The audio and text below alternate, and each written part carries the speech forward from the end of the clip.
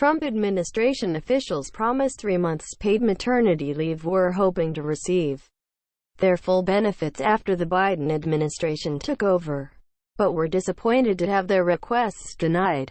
According to a new report, Politico reported that Trump appointees received mixed messages regarding the continuation of their leave in light of their White House tenure coming to an end, and in some cases were surprised to find out that once Jan.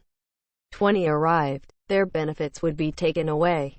Trump appointees to Pentagon boards blocked by Biden defense chief reports.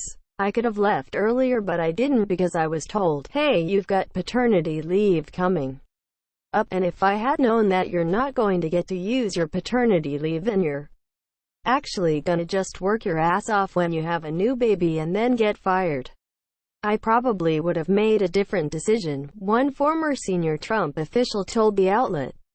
The official said he only took 3 weeks of leave after his wife gave birth in December, then had to go back to work to help the administration in the aftermath of the Jan. 6 riot. He was under the impression that he wouldn't be losing the remaining 9 weeks of paid leave time, which were reportedly worth at least $20,000. A husband and wife who both worked for the Department of Homeland Security said they were specifically told their benefits would be treated the same as if they had been career federal employees, and as such were expecting to have paid leave even after their jobs ended at the end of Trump's term. On Jan. 5, less than 3 weeks after their baby was born, Human Resources told them this had been a mistake.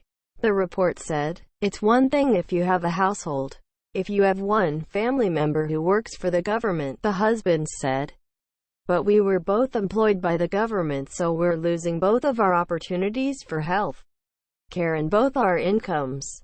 So it's pretty scary to have a premature baby at home and not knowing if you're going to have an income or health insurance." Supreme Court cancels arguments over Trump-era immigration policies at Biden administration request. The couple sent a letter to Biden's DHS review team on Jan. 13 requesting continued benefits. 5 days later, they received a response denying their request.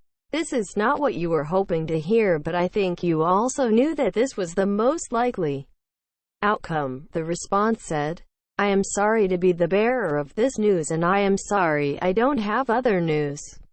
Now the officials face increased pressure to find new employment while also caring for a newborn. A current White House official blamed the Trump administration for the unfortunate circumstances. "We understand that a few Trump appointees, including a handful currently on parental leave, submitted last-minute requests to remain on government payroll," the official told Politico. "Because these requests were received so close to Inauguration Day, there was no way to implement an exception to the rule in a way that is fair to all outgoing appointees, including many who resigned as expected without making requests for extraordinary benefits." The White House official said Trump officials had options to acquire health insurance through COBRA or the Affordable Care Act. According to Politico, Trump officials still have their government health insurance for 31 days following their departure.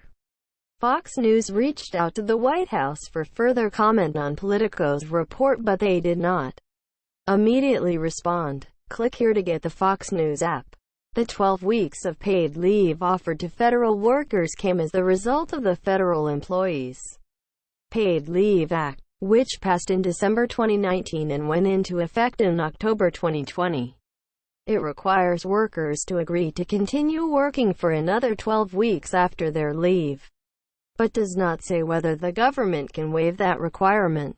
Biden came out in support of the law when it passed.